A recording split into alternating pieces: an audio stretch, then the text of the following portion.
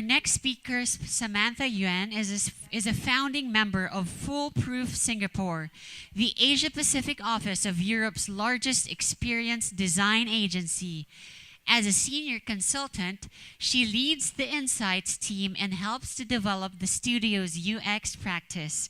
She has also worked client-side as a UX team of one. So let's all welcome and give a warm round of applause to Samantha Yuen. Thank you. I've got a mic. Hello, everyone. Kamusta kayo? Did I say that right? Okay. Gutom na ba kayo? Are you hungry? Oh, I'm hungry too. I can't fill your tummies with this talk, but hopefully what I'm going to share with you will fill your hearts. So thank you very much to Ellie and the UXPH team for inviting me here. I have many Filipino friends, so whenever I come here, it feels a bit like coming home. So before I start, like a quick show of hands, I know there were a couple of people who do research. Could you put your hands up again so I can have a look? All right. What kind of research do you do? Is it usability testing? Any other types of research? Interviews. Okay, that's great. Anyone in the room doesn't currently do research but would actually like to do and start talking to the people you're designing for? Only one? Two? Okay. Yay, more hands. Okay, good. So yeah, I'm going to be talking about design research today and hopefully inspire some of you to step into our users' worlds. Because when you do that, you can sometimes uncover interesting gems, like this bulldog called Mojo. Okay, so what is up with this dog? Well, actually, he is vegan, and he only eats fresh vegetables. Like, what the hell, right? So yeah, and Mojo actually helped our supermarket client to improve their app interface. So how does a dog help support an app interface design? Simply by just being a vegan dog that eats vegetables, right? So I'll come back to him in a minute, and in the meantime, during the talk, I want to introduce you to something to keep in the back of your mind. And this is a quote that is made famous by Einstein. Not everything that can be counted counts, and not everything that counts can be counted. Yeah? Not everything that can be counted counts, and not everything that counts can be counted. So let's unpack a little bit about what this means in the next 30 minutes. A bit about myself before we go on. The panel before was talking about how you get into UX. Well, my path was going to hospitality school. This photo has not seen the light of day for 20 years, so enjoy it. So yeah, I was in hospitality school, and then I did my traineeship, and I was like, oh my God, I hate wearing a uniform. So I left the hotel industry, and then I tried a bunch of different jobs. I was in customer service, I was in events, I even worked in a manufacturing plant organizing the documents. And then I stumbled upon UX in about 2005. And little did I know that all those experiences actually helped prep me for UX. Because like in customer service, I learned things like empathy. And when I was managing the documents in the warehouse plant, I learned how to do information architecture. So for all you guys out there who are starting out, like don't discount your past experiences. So I started in UX as a project manager. And then I learned how to do UX by designing with words and not visuals, right? Do it through writing, like Paul Sherman started in writing as well, IA and content design. And then I got to do design research while learning on the job. Did a bit of UI and interaction design as well, and then got to UX strategy. So pretty much a generalist for the past first 6 years of my career. And then only in the last 3 years at Foolproof did I really specialize in design research. And the design research that I do is both evaluative and generative. And these are not very common words, so let's take a look at what I really mean by that. Usability testing of a website, an app, a prototype is the most famous type of evaluative research. And it's pretty much task-focused, right? You give somebody a task, you tell them to do something, find something, and then you see how long they take, did they do it correctly, what kind of challenges do they face. And then you take all these insights and then you identify what you need to fix so that you can reduce the friction of the experience and improve how people find things. So you might be able to guess what generative research is. It's really the opposite. And this is what stepping into users' worlds all about. This was taken 2 months ago in Shanghai. We went there to investigate the impact of WeChat in people's lives. And here we are outside a grocery store. We saw some expats shopping, and then we went up to intercept them and ask them, what did you buy today, and how did you pay for those groceries? Right? So really getting into their worlds. Generative research is also done in homes and offices. Here I am interviewing a couple that is going to be related to a case study that I'll share later on. And that's what generative research is really about. It's going into the context of the people that you're designing for, having a deeper understanding of what their lives are like, what their environments are like, their hopes and dreams and attitudes. So this is not to say that one is better than the other, right? If you want to test whether your design works, your concept works, do evaluative. But if you are not even sure if your problem is right, or you think your problem is I'm not sure whether we're going in the right direction, you really need to go generative and do more generative research so that you can better define that problem. So basically, choose the right research for the right kind of context. Because ultimately, what you want to end up with is a kind of balanced view between the right kind of problem so that you can then improve the experience for that problem, right? So make sure that the problem is worth solving first before you actually start working on the solution. Right? So I'm now going to show you, walk you through 2 case studies.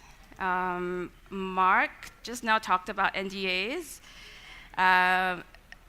Some of the information here is covered by NDAs, so I'll share a little bit about what I can, and that might maybe give you some ideas how you can talk about your own work. So the first case study is with a global supermarket. It's based in London, but then they recently started opening up branches in Thailand, Malaysia, and Poland. And then they realized that, hey, people are still shopping at the store and not using the online website or app so much. So they came to us and they said, okay, can you conduct usability testing of the app so that we can improve online sales? So let's break down this brief, right? It's conduct usability testing to improve online sales. But you can't really improve online sales just by working on the app, right? There's so many other factors that can come into play. Do people even cook? Do they like their family enough to eat with them? Is health and fitness a priority? What are their attitudes towards buying things online versus going to the store? What are their emotions like? Do people buy different things when they have a bad day or when they're super happy? Or even looking at the external environment, what kind of traffic is in the neighborhood and what kind of stores do they have around their homes? So we used this to kind of convince the client and said, you're going into a new market, you really need to get a better understanding of your customers. And then when we worked out the cost, and actually by doing generative research over usability testing, it worked out to be about 20% more, right? So I said, okay, why don't we'll still do the usability testing for you, but let's widen the research a little bit and help you uncover what are the needs and behaviors of the people when it comes to grocery shopping. Okay, so then lots of different generative research techniques you can use, and we thought well, what's the best way to get a good look at the behaviors in a limited amount of time. And so we went with diary studies. You can do this over a week, 10 days, 2 weeks, depending on your timeline and budget. And then we did it with 24 people in each market to cover 4 segments in total. There were singles, people who were married with children, and then people who are living 3 generations in one household. And then when the diary study was done, we did follow-up interviews with the most 12 interesting people. A bit of background about diary studies, if you don't know what it is. It's basically a log of self-reported activities. You tell the person what you want to collect, and then they send stuff back to you, right? So there's 2 things to think about. One, what are the tasks that you want them to collect? In this case, the main task is grocery shopping. So every time they buy something from a store, send me an update. Tell me what you bought, who you were with, where did you go, why are you buying these things today? And then we also gave them additional tasks around the world of grocery shopping. So tell me, what did you cook today? Can you show us some photos of where you kept your groceries in the house? And can you try buying something online and tell us what the experience is like? The second thing you want to think about is the platform to use. You can usually do diary studies with like a notebook and paper. You can give them a disposable camera.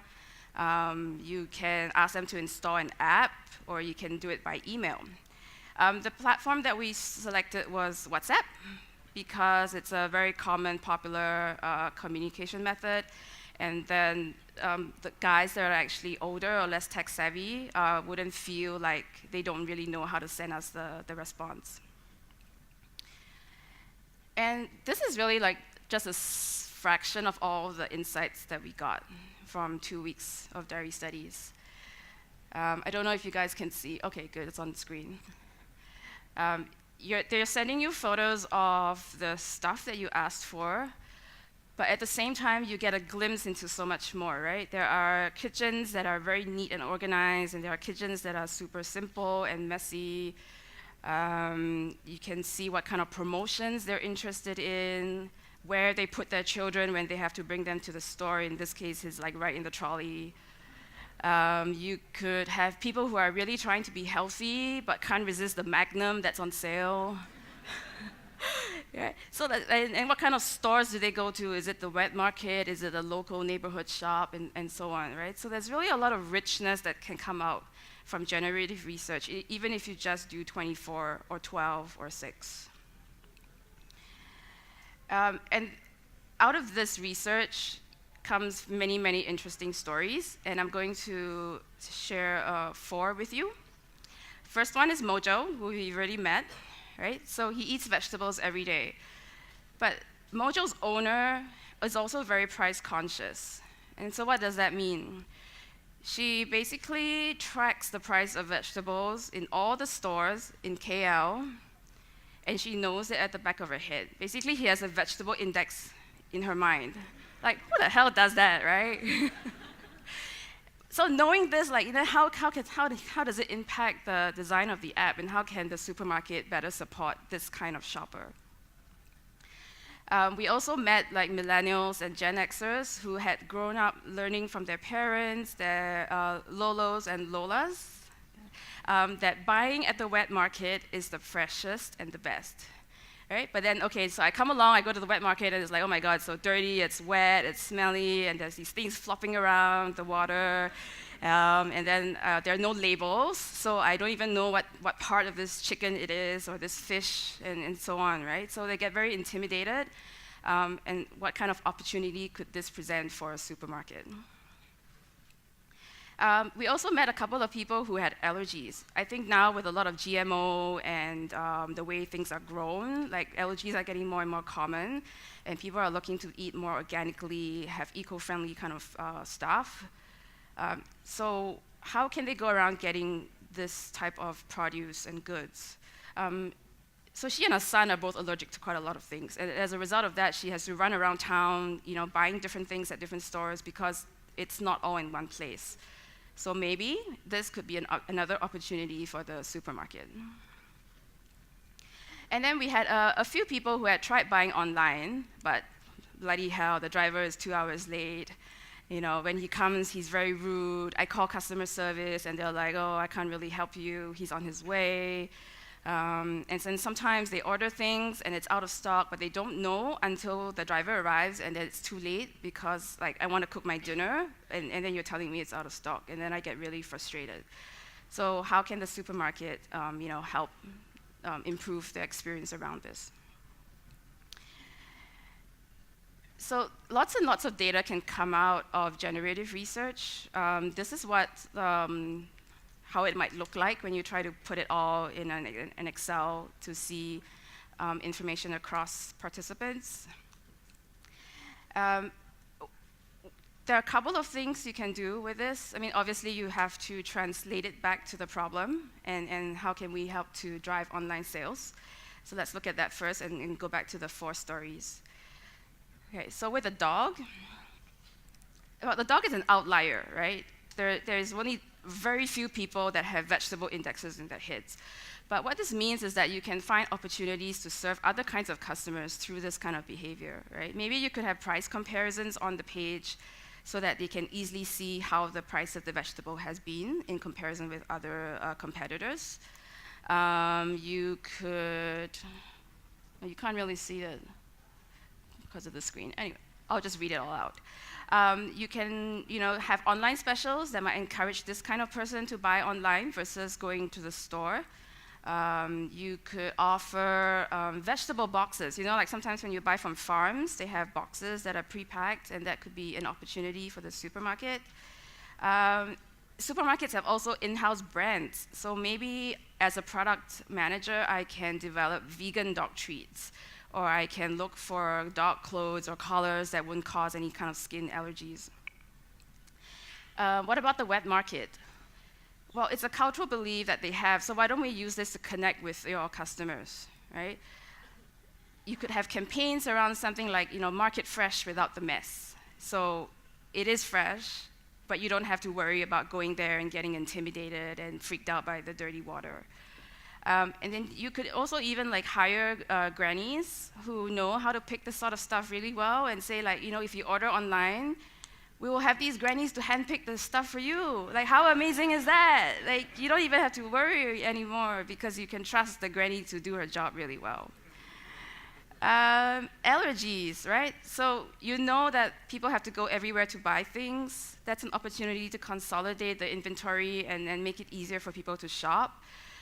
You then want to have very good and clear filters in your app so that people can find these kind of products. And then once they find it, you have to make sure that you provide ingredients list, right? Because this sort of thing is important to them. And then make sure that the ingredients list is clear and legible. And then you could also recommend products to them or promote a certain type of category. And then for deliveries, there's really no way to do this but to review your back-end process, right? Think about okay, if something is out of stock, maybe send a notification to the customer way ahead of time so that they can do something else to work around their day. Gives kind of online self-help so that people don't have to call the hotline so much, right? Make it easy to report something or to get online chat with the customer service support staff. And then definitely you have to look at training for both customer service as well as the drivers that you hire. So if you look at all these kind of different recommendations, some of them are related to the app, and some of them are kind of related to the direct business unit that supports the app. So you have marketing, you have product, customer service.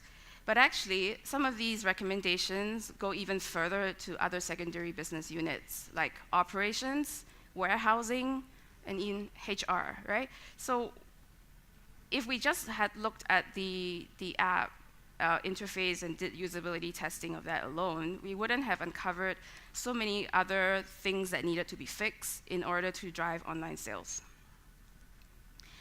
The other thing you can do with all that rich data is to create personas. How many of you know what personas are in the room? Okay, quite a number of you. Basically, they're fictional characters, right, that you create from things you find out during research. And you don't necessarily have a character to represent one customer, but a range of behaviors that you have seen across different types of customers. And the information is fairly similar across. You would usually have a profile with a kind of quote that would make that character more human. You would have things like what the person's goals are, their needs, their challenges, and what kind of technology do they use, are they tech savvy or not. And then the rest of the information should probably be adapted to your business. So in this case, we would be looking at things that they like to eat, how do they plan to go grocery shopping, how do they actually go about doing the online and the offline shopping. Right? And then you can also have an indicator of how important are things like budget, convenience, and promotions to this kind of persona compared to the other personas that you have. Right? So hopefully that gives you a little quick overview on diary studies and how that can help you better understand your customers. Then maybe you're thinking, okay, that sounds really interesting, and the stories are really fun. But what if I don't have the time or budget to do diary studies? So let's look at another case study. This is with a health and wellness company. It's a global company, and it's based in Singapore. And they have a physical product with a digital interface on it. Right? And this interface is only on one product, and they said, can you help us to test the interface so that we know how to improve it and use it on future products? Okay, so the interface is on the physical product, and the physical product is in someone's house.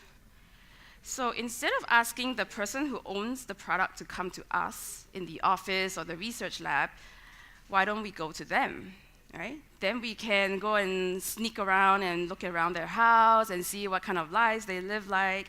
And the time spent is really quite similar, right? The interview is still 1 hour, and you just need to buffer additional travel time to and fro. Okay. So we revised the brief and said, like, okay, we'll still test the interface for you, but at the same time, let's try to understand how this physical product influences your customers' lives. You know, what kind of role does it play in their day-to-day activities? And when you go into someone's house to do that kind of interview, this technique is called a contextual inquiry. Okay, and we did 12 of these. If you don't know what it is, basically it's a combination of interviews plus ethnographic observation, right? So you're going to their house, you're doing observation, but at the same time you're doing some interviews. And this technique was developed by Karen Holtzblatz. I don't know if I'm pronouncing it correctly, but she has a book called Rapid Contextual Design, which is helpful if you want to learn more about this technique. And there are a couple of things that you have to bear in mind if you want to use this methodology. The first one is context, and it's very important. You need to go to them rather than asking them to come to you. So you could have the product in your office, and you ask them to come to you and show you stuff like that. It doesn't work. You have to go and be in their environment. Secondly, it's a master-apprentice model. So usually when you do the research, you are the expert, right? You are running the interviews, you know the methodology well, and then the participant comes in and they're just answering your questions. In this case, you want to be the apprentice that is learning from them on how do they use this product. So it's a lot of show and tell, like give me a demo of how you use the product. Can you tell me what happens when this scenario occurs, or what happens if your children are running all over the house? How do you use that kind of product then? So you're really learning from them as the master. And then there are also 6 contextual inquiry models that are used to help you structure the research. Let's go a little bit into that. First model is called physical, and it pretty much covers the environment of the space that the customer is in. Then you have sensory, which looks at the tangible and intangible things in the environment that affect the experience. So things like lighting, sound, decor, that sort of stuff. And then you have artifacts, quite self-explanatory. These are referring to the physical things in the room. Cultural, so what are the values and beliefs that this person has? What kind of frustrations do they feel around things around them? Flow looks at workflows, what are the roles and responsibilities of this person, but also relationships in that space. And finally, we have sequence, which is what are the primary and secondary tasks that this participant wants to complete, and what are the steps they take to get there. Okay, so quite a lot to take in. I'm not going to be sharing insights from this case study, but I'll give you some tips on what you can keep in mind if you're doing contextual inquiries. So tip number 1 is to adapt the models for people who are not in UX. Right? If you look at the models, it's quite abstract. Sensory model, physical model, what the hell is that? And you really want your stakeholders or your clients to get what it is you're doing and why you are going into someone's home. So simplify the terms so that they understand what it is. So physical is actually the environment. Sensory is the ambiance. Artifact are things in the room. Cultural, you can just focus on relationships and influences. Flow is the relationships. And then sequence is actually the usage of the product. Now, this is not the only way that you can name the model. There are lots of different parameters to each model, and you can adapt the model to suit your project. So don't just take this as the one-all and be-all. Second tip, use the models to explore the customer journey. So we have the 6 models, but it doesn't mean that you should just look at them in 6 individual buckets, right? You still want to look at how your customers have bought the product, all the way to how they maintain the product, if they even maintain it at all. And then what you can do is use the models to guide you as you look at each stage, right? So if you're looking at the context, things like environment and ambiance are going to be more relevant compared to usage, where you also have things like the relationships and how where they place the product and sort of things that are near the product in that space. Tip number 3, create worksheets so that you stay focused. When you go into someone's house for the first time, it's like a treasure test. They're like, oh, so many shiny things to look at. You might even be tempted to look at that garbage, to tell you little things about their lives. And then by the time you realize it, like, oh shit, 1 hour is up, right? So having the worksheets will help to guide you and help you to stay focused. And it's really simple to create. You just put a couple of reminders about each type of model so that you know what to look for when you're in the house. I also like to include tips on how to take photos.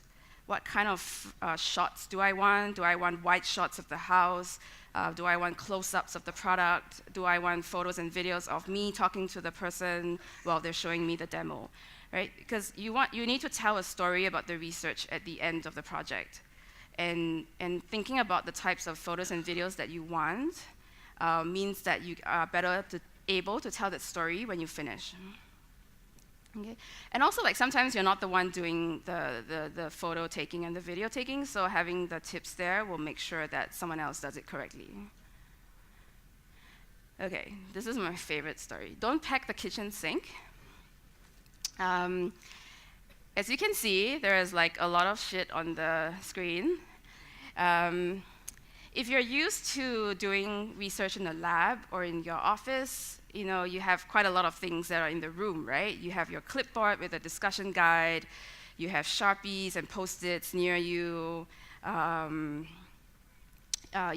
camera is already in the room, and so on. And then what happened was, when I went for my first contextual inquiry project, which is this one, I thought, like, okay, I'm going to be really prepared. I have this super long list of things to bring, and I packed all this stuff into a small suitcase, and I was feeling so proud about myself. Like, look at me, I'm such a Girl Scout, yay! And then when I got to the first house, I was like, oh shit, where am I going to put this suitcase? I have to open it and take out all my stuff in front of the person, and then the tripod suddenly feels a bit wrong, because like the tripod there with the camera looking at the person all the time is like, and it's their house, and I'm bringing in a camera. It's like, okay, The clipboard also turned out to be a blocker. Because in the lab, it's okay because the participant is coming in and they know that they're going to be in an interview and they expect the clipboard as part of that. But when you're in someone's home, having the clipboard there is like, it kind of prevented me from being intimate and having that connection with the participant, just because I was like furiously trying to write things down. So about 10 minutes in, I just got rid of it. And then subsequently, for all the interviews, I just had a phone to record photos and videos, and I put the question prompts on an index card.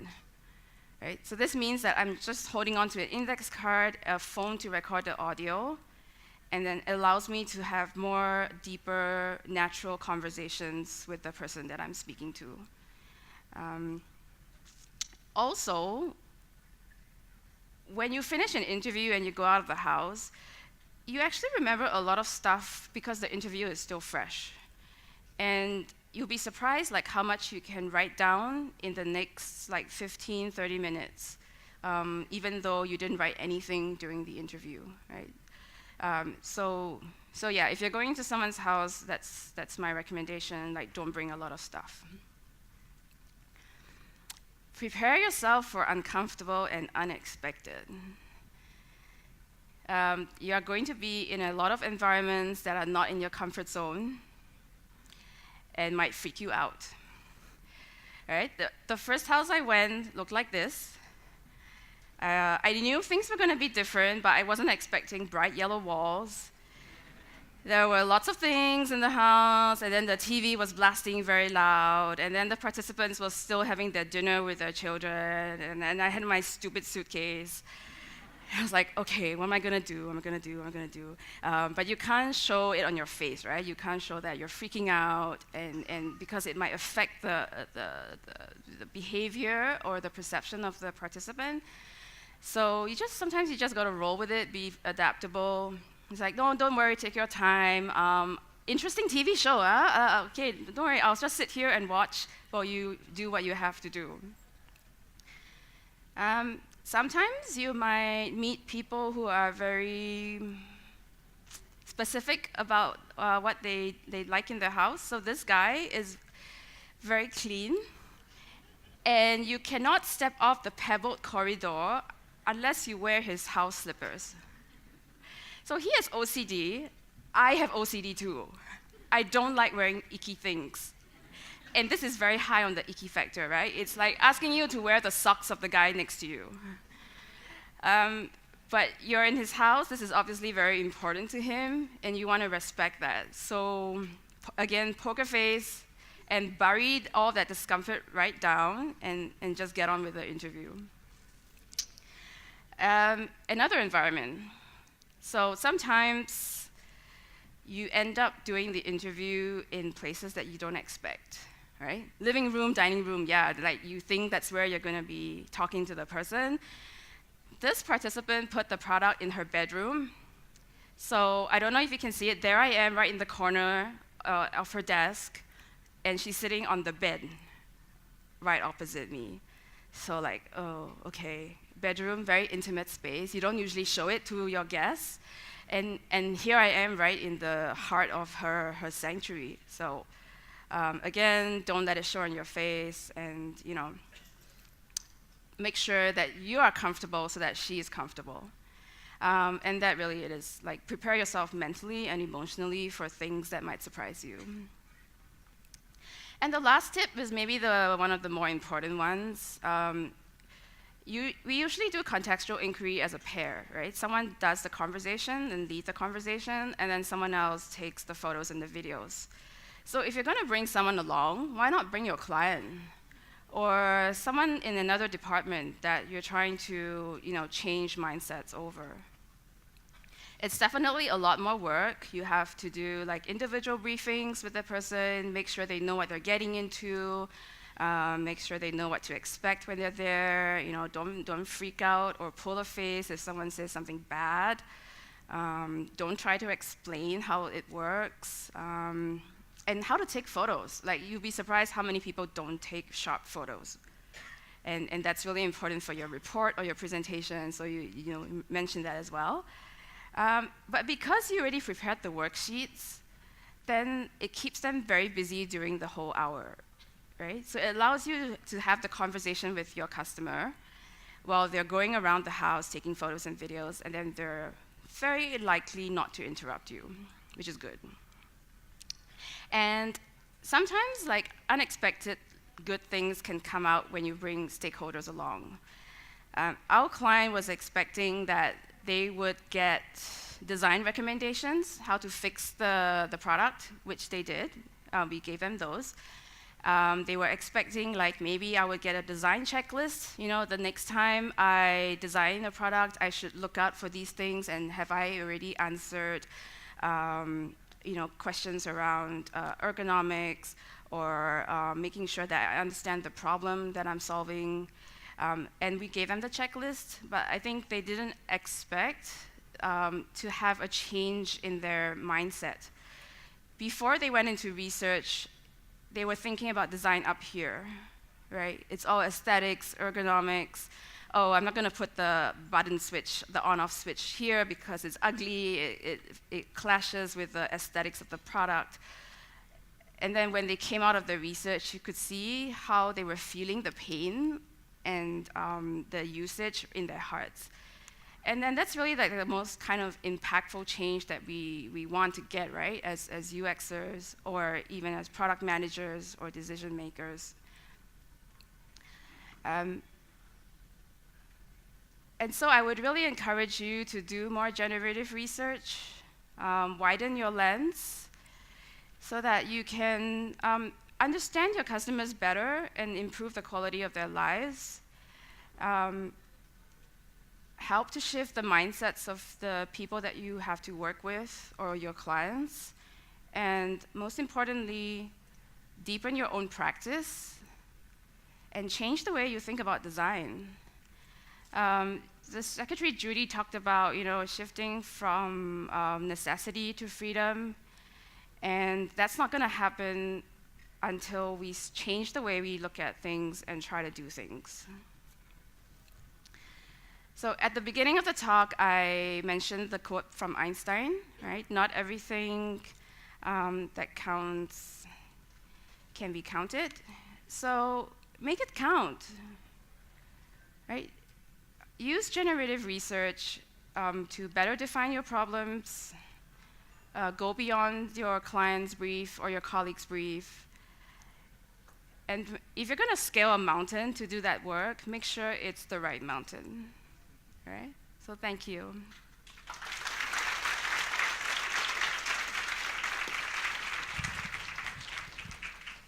Thank you, Samantha, for that meaty talk, and with a lot of real-life stories that I was hungry before this talk, but that talk kind of fed my mental hunger. So, do you have any questions for Samantha? Do we have time for questions? Yeah, we do. Right? We do have time. Okay. We have about 5 minutes for questions. Okay. And yeah, we encourage everyone because you're going to get stickers and you're going to learn a lot. Hi, my name is Sheila. I'm a student. I just want to ask Sam, is there any specific training that you have to go through to become a design researcher? I think the best training is on-the-job training. You can go to school and learn the theory of it, but that doesn't always prepare you for real-life experiences, because it's not just the methodologies that you use in the real world, right? It's a lot of other things, like communication, how you work with others. It's also about your own resilience and how well you're prepared to deal with uncertainty. And a lot of these things you just can't learn in school. So I would suggest trying to get as much exposure and experience as you can. Like Alexis does a lot of internships, and that could be helpful for you as well. And it will also help you to better refine which area of UX that you're actually more interested in. Yeah. Cool. Okay, we have a question there. Okay. Decide. Then I'll go and decide. Hello, Hi. I'm Jeline. Hi, I'd like Jeline. to ask about the planning of the research. How do you come up with the numbers of interviewees? How do you pick those people? Mhm. And how do you plot the schedule? I mean, if you mentioned 6, 12, and 24, how do you come up with those numbers? Okay. It depends on how many segments the client wanted to cover. So with the supermarket client, they had 4 segments, and we needed to make sure there were enough per segment. So we went with 6 times 4, which is 24. For the health and wellness one, there were only 3 segments, and they also had a much more limited budget, so we went with 12. Once you decide how many number of people you're going to interview, then you want to list out the criteria. What makes how is someone who's going to help you look for people going to determine if this person falls under this segment, right? So you have that kind of criteria out, and then you write the screener, which is a document of questions to determine if someone qualifies or not. Yeah, and then go out and find those participants and you're talking about setting a schedule.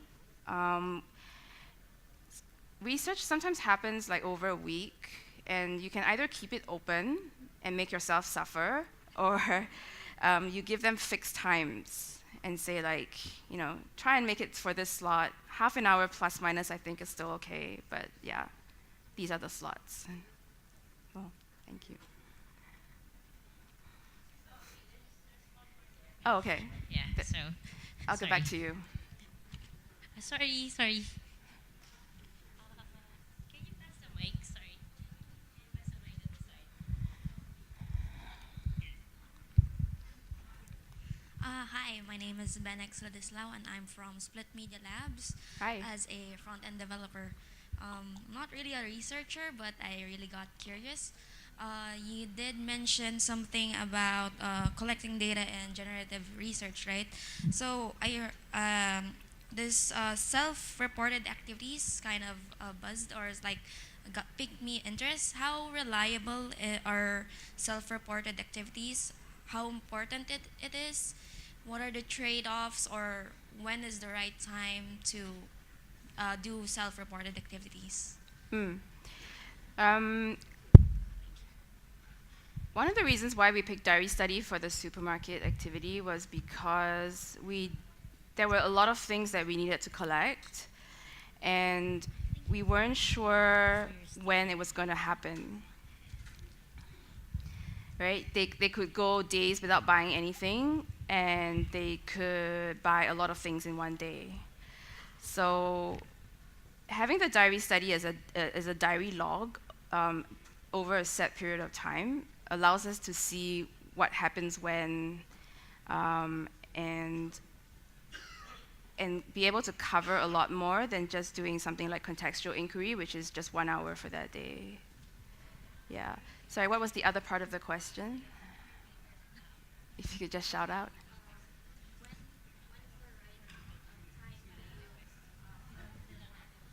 Okay, so when is the right time to use self-reported activities? I would say that when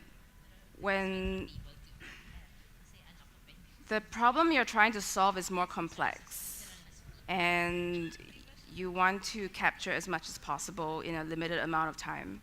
So like right now I'm doing a diary study for a technology company, and they are exploring the future of work. So when something is as wide and as big as the future of work, sometimes you don't even know what you're going to deep dive on. So having the diary study gives you a sense of what is happening out there in people's lives, and then you can deep dive in the follow-up interviews. Yeah, versus like the contextual inquiry, it's quite straightforward. You are exploring just one single product. Yeah, does that answer your question? Okay, thank you. There was a question here. Yeah, we're gonna have Amy. Hi, it's Hi. Amy again from Cambridge University Press.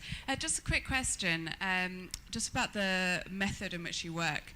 So do you work agilely? And if you do, how do you marry your role as a UX researcher with that of the PO? We don't work as agile as we'd like to. Do you have any experience? My last research versus agile experience was when I was a team of one in-house. Personally, I found it a bit tricky to match the agile cycles, simply because research takes time, and like you can come to me in sprint one and say like, oh, I need this, but like, I need 2 weeks to find people. So what we ended up working on was, you need to tell me in advance so that I have time to prep. So it's kind of like sprint -2, or sometimes even -3, so that by the time you're ready to get started, I kind of have things, ready for you.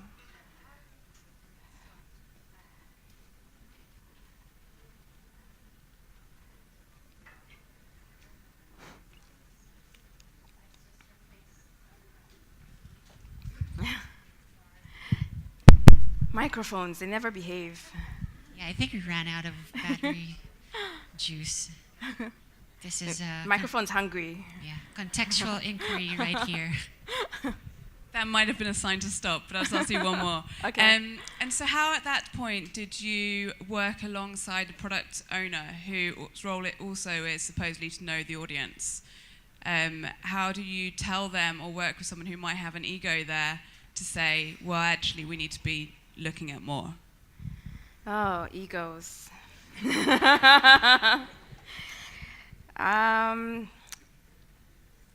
I don't usually work with them first,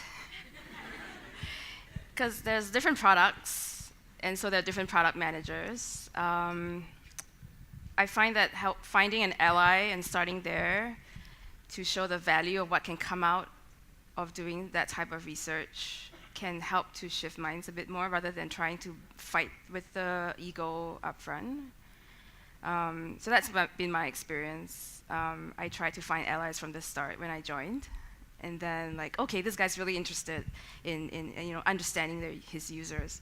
So let's use that and then show it to the rest of the company as a case, to get more people excited. Yeah, I hope that answers your question. So we have one last question. Hi, good morning, Sam. Hi, Sam. So one of the things that I was wondering about was, what are the core skills that you think anyone who would be doing user research would need to have?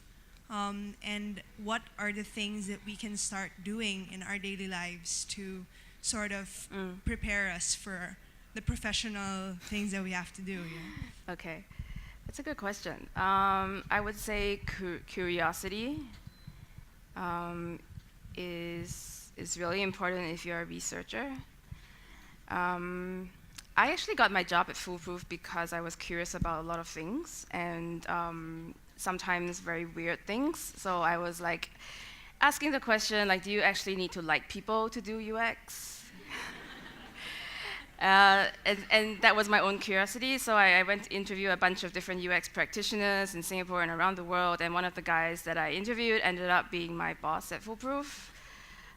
So the panel talked about networking as a way to find your job. Well, being curious and talking to people through exploring the things you're curious about can also help that. Maybe the other quality, I think, is grit or resilience. Yeah. So notice I'm not talking about hard skills here, right? But soft skills. And resilience is going to be really important when you're faced with like really tough clients or very long periods of research. Like sometimes you can be doing 6 interviews a day, 10 interviews a day. Once I had to do 20 interviews over 5 days of the same topic, which was like mind-numbing. And you need to have the resilience and the strength to go through that and not let it affect how you conduct the research. So yeah, I think those are the 2 main ones. If I think of any more, I will let you know. Yeah.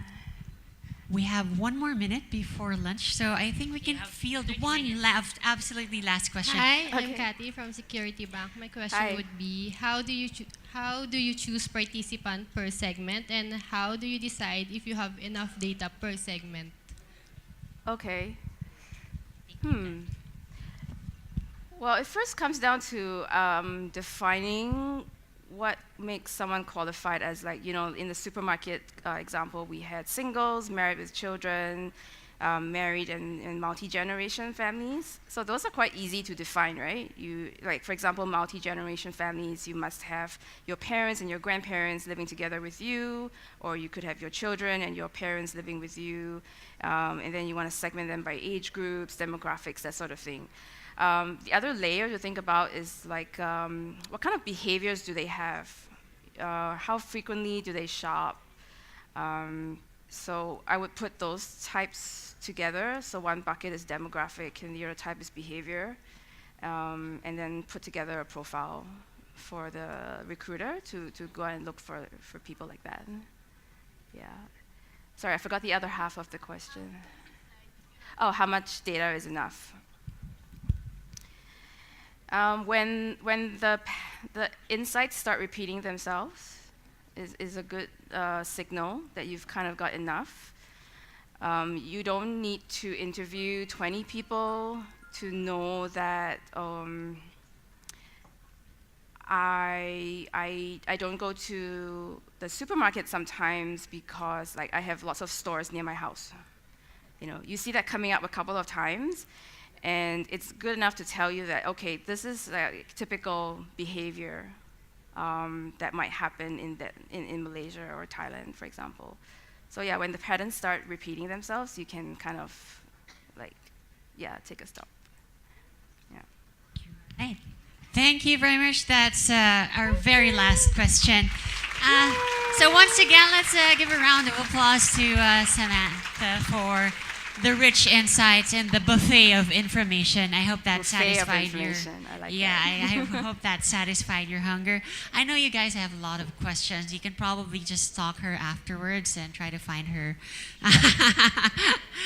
during lunch. And so once again, thank you very much. Yeah, let's give her a round of applause. Thank you. Glad to be here.